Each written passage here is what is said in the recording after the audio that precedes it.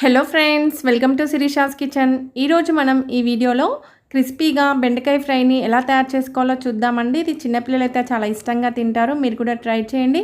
ముందుగా బెండకాయని సగంకి కట్ చేసుకొని ఆ సగంలో ఒక సగంలో 4 ముక్కలు, అలాగే ఇంకో సగంలో 4 ముక్కలు, 8 ముక్కలు కట్ చేసుకున్న తర్వాత ఇందులో టేస్ట్‌కి తగినంత ఉప్పు, కారం, ధనియాల పొడి, గరం మసాలా, కొద్దిగా ఆమ్చూర్ పౌడరు, అలాగే కొద్దిగా ఆయిల్ వేసుకొని ఇదంతా కూడా ఒకసారి బాగా కలిపేసుకోవాలి.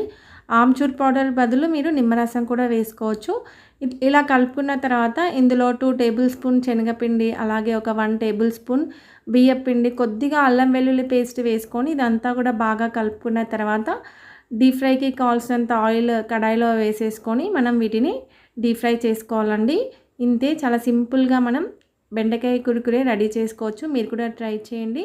Thank you friends. Thank you for watching.